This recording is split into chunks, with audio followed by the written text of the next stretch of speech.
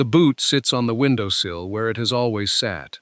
She picks it up now, the way she has picked it up 1,000 times before, right hand curling around the worn heel, left thumb finding the crack along the toe that split open sometime in the winter of 1871, long before it ever belonged to her. The leather has gone the color of creek mud in late summer. The sole is nearly flat. Whatever man wore this boot wore it until it had nothing left to give, and then, because he was a practical man, as most men out here were, he threw it away. She did not throw things away. The afternoon light comes through the west window, low and amber, the way it does in October, laying itself across the cabin floor in long, warm planks. Outside, the ridge is turning. She can hear it turning even when she cannot see it. The particular silence that falls over the Laramie Valley when the aspens have gone gold and the cold is just beginning to mean something. She has heard that silence every October for going on 40 years. It still catches her the same way. She sets the boot back on the sill.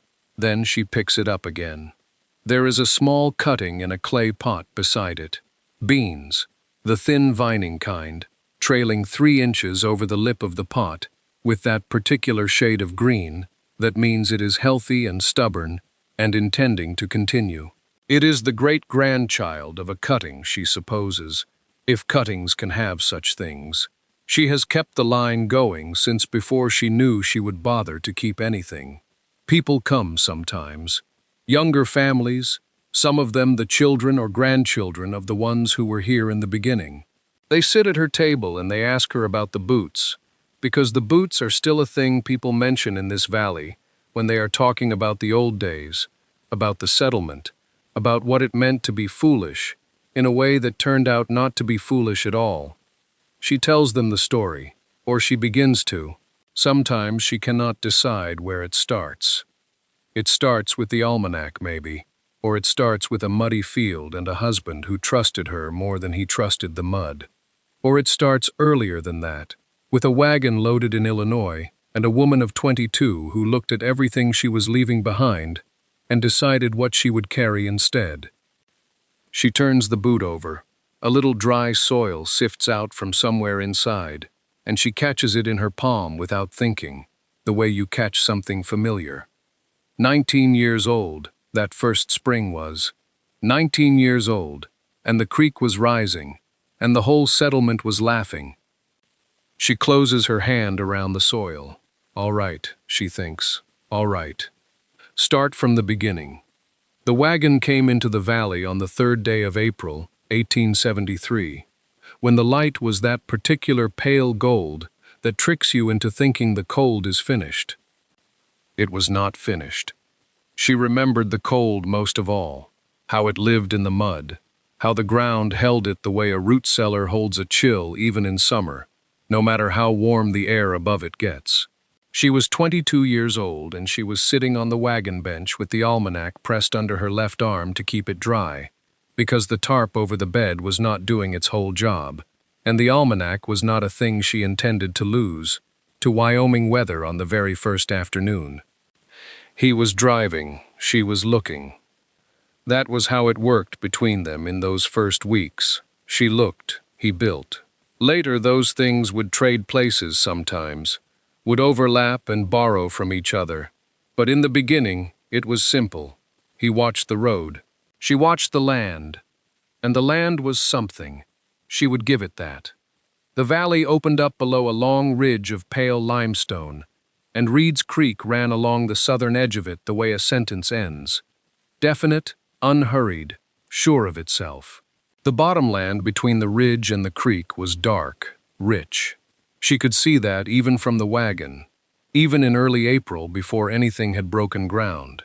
The kind of soil you could push a finger into and pull it back clean. The kind of soil that other people had already noticed, because the claims to the east and west of their 160 acres were marked already with raw post fencing, and the early frames of outbuildings still pale against the brown. He pulled the team to a stop at what the land office papers said was the boundary corner, and they sat there a moment without speaking. She looked at the creek. It was still running high from whatever snowmelt had come through the week before. She could see the watermark on the willows along the bank, stained brown 3 feet up the stems. The bottomland field would be beautiful in dry years. She understood that immediately. She also understood something else. She opened the almanac.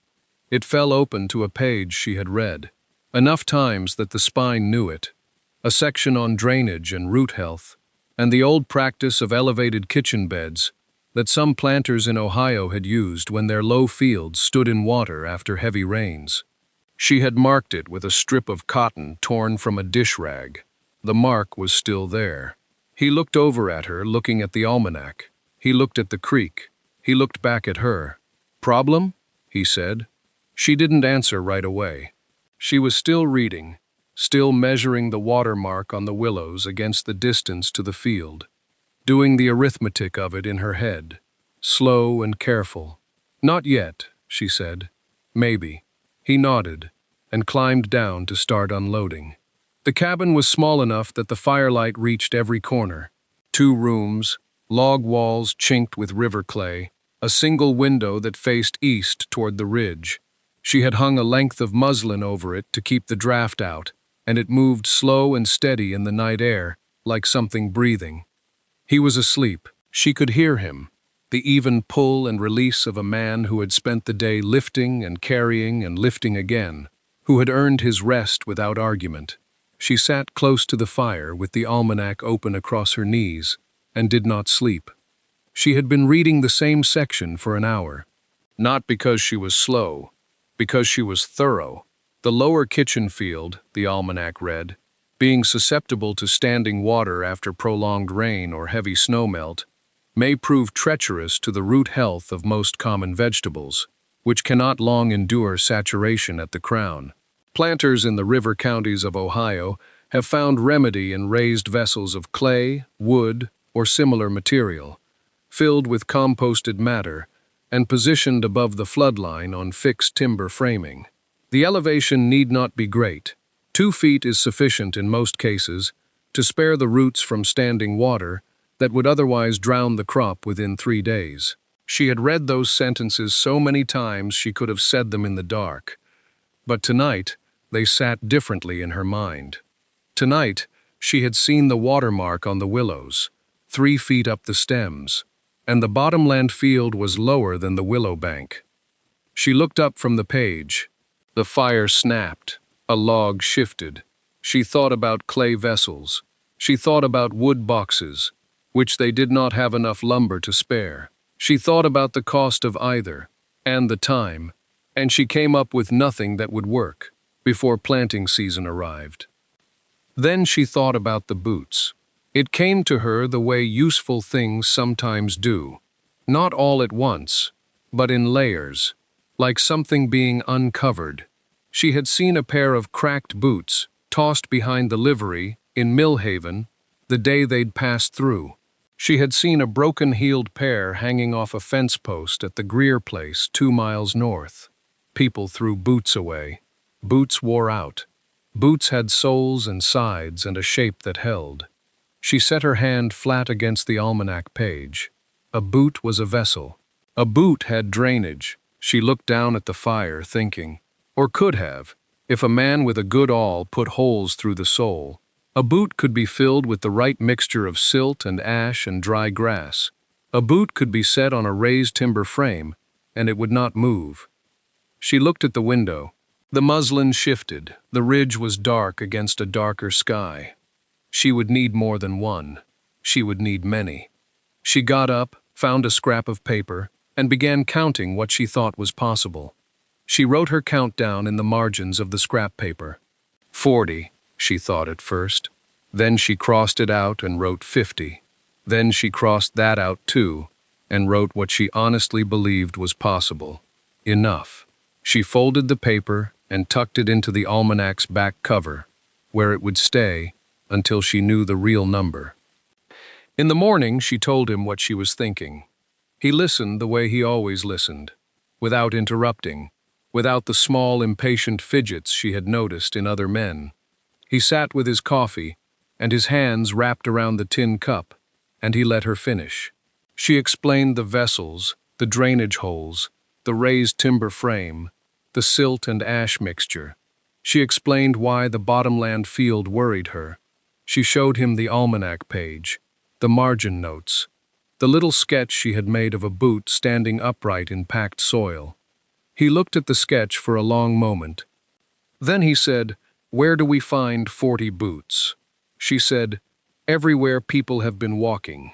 The next morning they drove the wagon into Millhaven. While he went to the mill to price lumber for the frame, she went to the livery.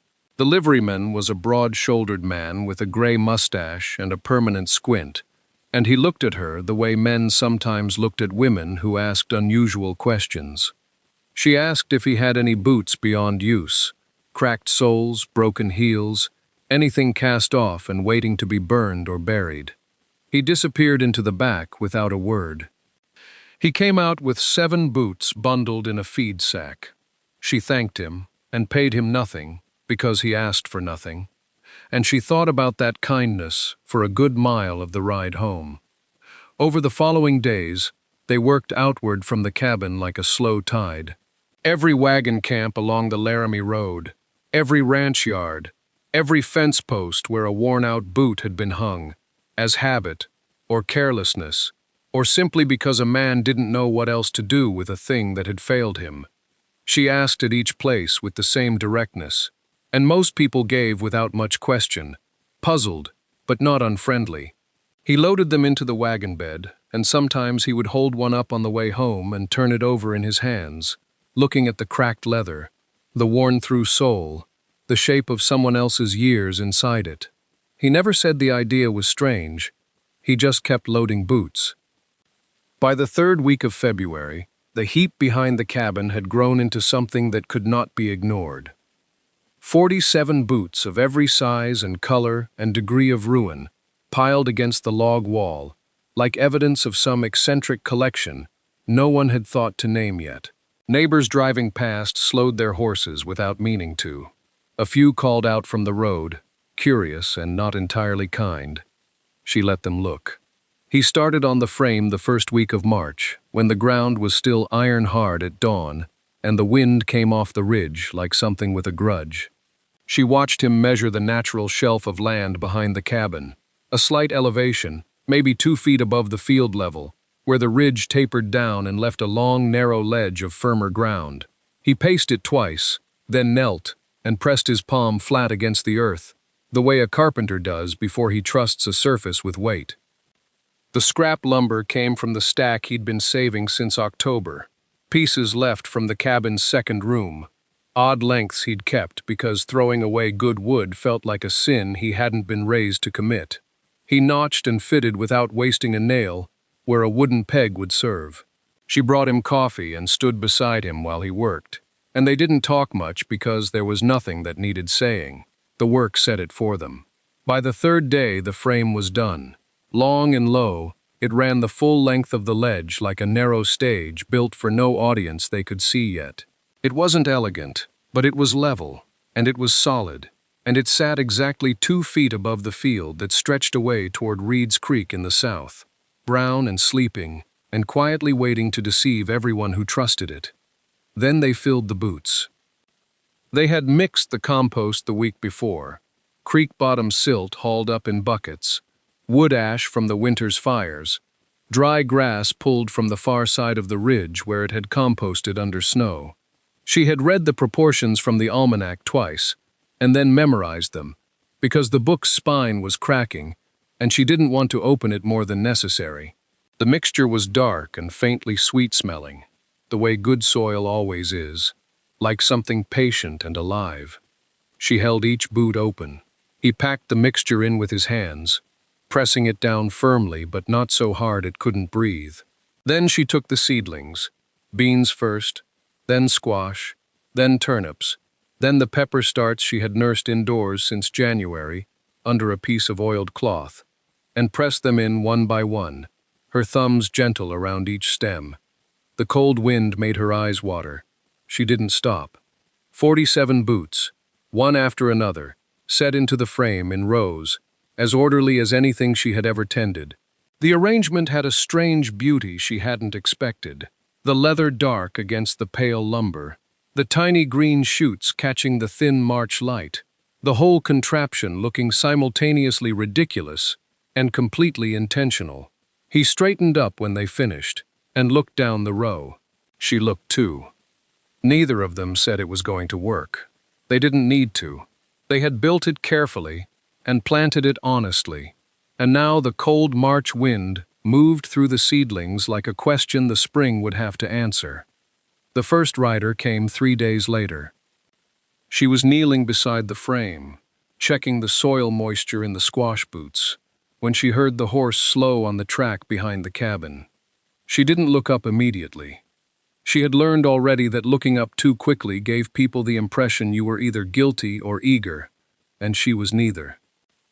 "That the boot garden I've been hearing about?" The voice belonged to a man named Greer, who ran cattle on the section east of theirs. He was maybe 50, with the kind of weathered patience that had curdled somewhere along the way into certainty. He sat his horse comfortably, not hostile, but not kind either, just amused. "It is," she said. He looked at the rows for a long moment.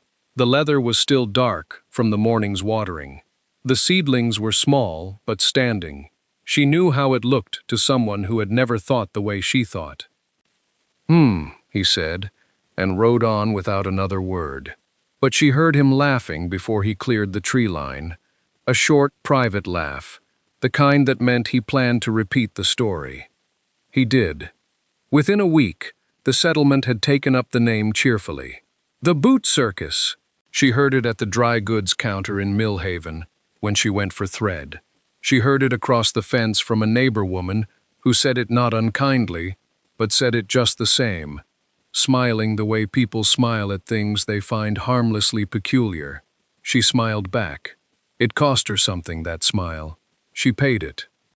But the afternoon that stayed in her memory, the one she could still feel decades later like a pressure at the base of her throat, was the afternoon old Gartner came. He was the most experienced homesteader in the valley, 20 years on his claim, the man others looked to when they weren't sure. He rode up while her husband was at the frame, adjusting a cross brace on the lumber, and he didn't bother with pleasantries. "You've left your bottomland go another week unplanted," Gartner said. Not a question. Her husband straightened slowly and said that was right. "That's the best soil in this valley." Gartner's voice carried the flat authority of someone who had been correct before, and expected to be correct again. "You're burning your spring on a foolish fancy, while the good ground sits idle. I'll tell you plain, because somebody ought to." She had come to stand in the cabin doorway.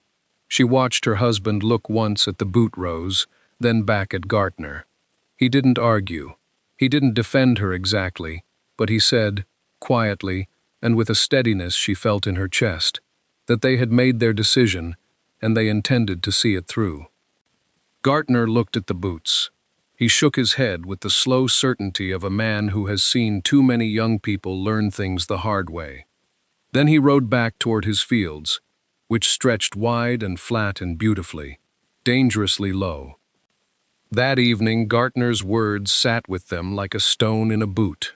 She could feel it in the way her husband moved through supper, slower than usual, setting his fork down between bites, looking out the single window toward the bottomland as though measuring it against something he couldn't name. She let him have his quiet. She had learned already, in these few short months of marriage, that he needed to arrive at a thing himself before he could speak it plainly. He finally spoke when the lamp was lit and the dishes were cleared. He asked, without looking at her, whether she thought they ought to put some seed in the bottomland still. There was time yet, he said. Not much, but some. She didn't answer immediately. She went to the trunk near the wall and drew out the almanac, its cover worn soft as cloth, its corners blunted from 2 years of handling across half a continent. She set it on the table between them and opened it to the page she had dog-eared back in February, the one she had read 4 times before she ever said a word to him about boots. She read him the passage aloud. It was dry agricultural language about drainage elevation and root suffocation during snowmelt season, about how bottomland soil retained standing water up to 3 weeks following rapid spring thaw in mountain-adjacent valleys. The author was a man who had studied fields in Ohio and Pennsylvania, places neither of them had ever been, but the math of water and soil was the same anywhere. She looked up. He was reading the page himself now, lips moving slightly. She told him she had read the land.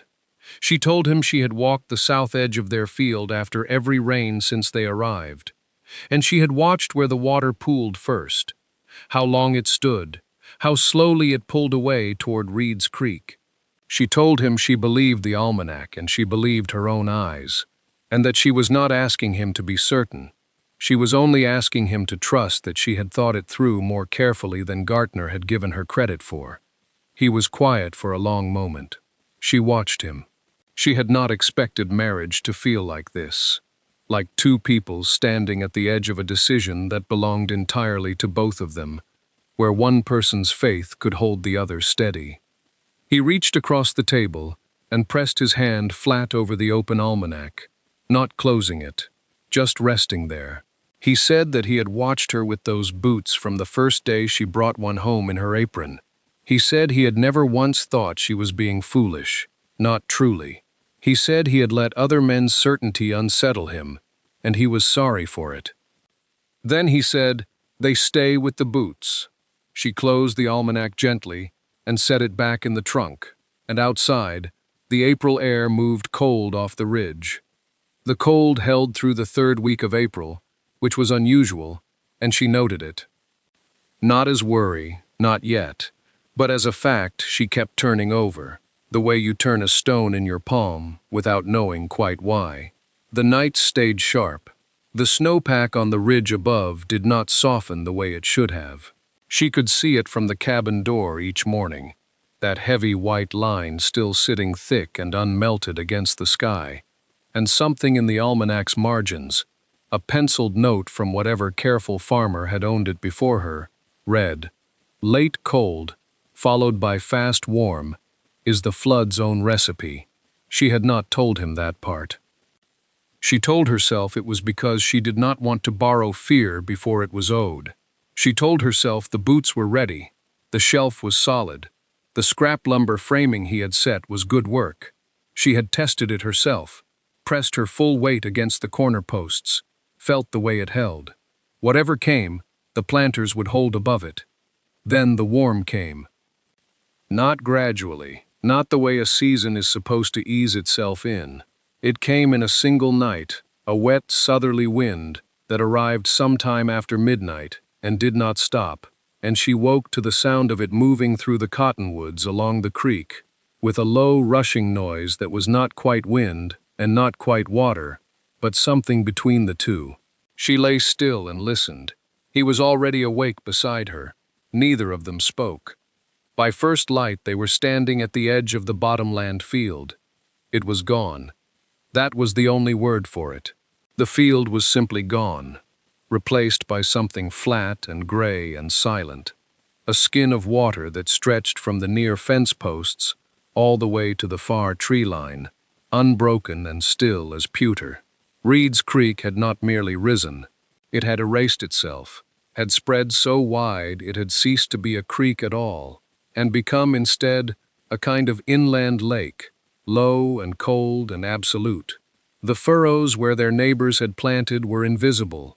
The stakes the Gartner family had set to mark their bean rows were invisible. Everything below the 2-foot shelf where their own boots stood was invisible. She heard him exhale beside her, slow and deliberate, the breath of a man who had been holding something a long time. She did not look at him right away. She looked at the water. She looked at the way it caught the early light without any warmth in it, flat and indifferent, as though it had always been there, and the field had been the temporary thing. She thought about the families who had planted down in that rich, dark mud. She thought about what they would wake to find. Then she turned and looked back at the cabin, at the rows of worn leather boots sitting dry and steady on their shelf above the flood. She made herself walk to them. That was the thing she remembered most clearly, even now. Not the flood itself, not the awful stillness of all that pewter water, but the deliberate way her own feet carried her down the shelf toward the rows, as though she needed to confirm it with her hands, not just her eyes. The ground beneath her boots was damp but firm, the timber framing held. He had set those crossbeams into the ridge with carpenter's care, had notched each joint and driven the pegs himself, and now that work was the whole reason 47 worn leather boots sat high and dry above a drowned valley floor. She crouched at the first row. The beans were trembling, not from any fault in their roots, from the wind off the water, that cold wet air that moved in off the flood in slow rolling currents, carrying the smell of mud and snowmelt and distance. The seedlings shook in it, but they did not bend past their stems. They straightened again each time, small and green and unhesitating, the way young things are before they learn what the world can do. She pressed 2 fingers into the soil of the nearest boot, a cracked brown work boot, the leather split along the toe, and felt it give the way good soil gives. Damp on top, firm below, the compost and ash and creek silt holding together exactly as the almanac had described. Drainage. That had been the whole argument from the beginning. Drainage and elevation, the 2 things that rich bottomland mud could never promise no matter how dark or generous it looked in March. She moved down the row slowly, touching each one. 47 boots. Every size from a narrow cavalry cast-off to a broad rancher's work boot with the heel worn flat. She and he had hauled them back in a wagon bed and in feed sacks, and once in her apron, when they'd found a clutch of 3 behind the livery in Millhaven. The liveryman had watched them from the doorway with an expression she had not forgotten, patient amusement, the particular face of a man certain he was watching foolishness, conducted with enthusiasm. She wondered if he was awake yet, if he was standing in his own doorway, looking at what the creek had done. At the end of the last row, she straightened and looked back toward the cabin. He was there, standing in the doorway, watching her. He hadn't spoken. He didn't need to. In the early light, with the flood spread out behind her, and the boot gardens rising whole and green between them, his face held something she had not yet learned to name. She was 22 years old, and they had been married less than a season. There was still so much of him she was only beginning to read. She raised one hand. He raised his. They came before the morning had fully settled. She heard the horses first, the soft, careful picking of hooves through standing water, a sound that had no urgency in it, only the slow, deliberate movement of men who were not sure what they would find. She was still standing among the boot rows when the first rider came around the corner of the cabin. Then a second. Then 3 more behind him. She recognized them all. Every face. The settlement was small enough that there were no strangers in it, only neighbors in varying degrees of closeness. The man at the front had a broad reddish face and heavy hands and a way of speaking at full volume, whether the occasion required it or not. He was the one who had stood at the fence line in March and called across the field that she was planting a boot circus, that her husband was letting a foolish wife's fancy eat up good lumber that could have gone to the barn. He pulled his horse up at the edge of the shelf and looked. She watched him look. His eyes went to the boots, all 47 of them, in their raised rows on the timber frame, soil dark and damp but held fast, seedlings standing green and unhurried above the waterline that had taken everything else. His gaze moved along the rows the way a man reads something slowly, not because he cannot read, but because he wants to be certain he is reading it correctly. Behind her, she could hear Reed's Creek still running loud. The man took off his hat. He held it in both hands and said nothing. The other riders fanned out slightly behind him, and one of them leaned from his saddle to get a better angle on the rows, and she could see the calculation happening behind his eyes, the same calculation she had made in February, with the almanac open on her knee. Height, drainage, soil composition, the difference between a field that floods and a vessel that does not. No one laughed. She heard the cabin door, and then his footsteps on the ground behind her. He came to stand at her shoulder, close enough that she could feel the warmth of him, and together they faced the riders in the early light. The broad-faced man looked up from the boot rows. He looked at her. He looked at her husband. His mouth opened and then closed again, and when he finally spoke, his voice had lost the carrying quality she was accustomed to in it. He said he had not thought it would hold. She didn't answer right away. She looked out at the rows, the turnip shoots, the bean starts just beginning to reach, the squash leaves still beaded with cold water, and she let the silence hold a moment longer than was strictly necessary. Then she said she knew. The settlement came back, one family at a time, the way people return to a place they have reason to be ashamed of, quietly, with their eyes on the ground, until the moment they look up and cannot pretend anymore. The first were the Halversons, who came in May carrying an empty basket and a kind of studied casualness that did not quite hold. Their field had gone to standing water. Their corn was black at the roots. She met them at the fence without making them ask. She cut 3 good squash and wrapped a bundle of bean starts in cloth and pressed them into the woman's hands, and the woman held them the way a person holds something they did not expect to be given. Then came others. She lost count of the trips he made down the ridge path with baskets hooked over each arm. He had built the baskets himself through March evenings, working by firelight, while she turned pages in the almanac, and they talked about what each crop might yield. Cautious conversations, careful not to want too much. Now those calculations paid out in actual weight. Beans by the bushelful, turnips fat and clean, squash so heavy he balanced them against his hip. The boot gardens had produced beyond what either of them had committed to saying aloud, and every morning she walked the rows and felt the strange, quiet pride of having been right about something no one else had believed. What she had not planned for was the way it changed the air between herself and her neighbors. It was not triumph she felt when she set food on a neighbor's table. It was something quieter and more durable than that. The broad-faced man came on a Thursday with his oldest boy, hat in hand, and she fed them both at her own table, salt pork and biscuits, and a dish of stewed squash that she had been setting aside without quite knowing why. He sat beside her husband at the same table where she had once read the almanac by herself, uncertain whether any of it would come to anything. And the conversation that grew up between the men was slow at first, careful, and then suddenly not careful at all. She heard her husband laugh. She heard the other man laugh with him. By the end of June, every family in the settlement had sat at their table, or stood in their yard, long enough to look at the boot rows, with the kind of attention that comes after the fact of being proven wrong. The mockery had no voice left in it. In its place was something harder to name, a willingness to look at the two of them differently, to weight their judgment with the memory of a flooded field and 47 boots standing dry above the water. She watched her husband hand a neighbor seeds, saved from the first true harvest. She watched the neighbor take them. That was the summer. This is now.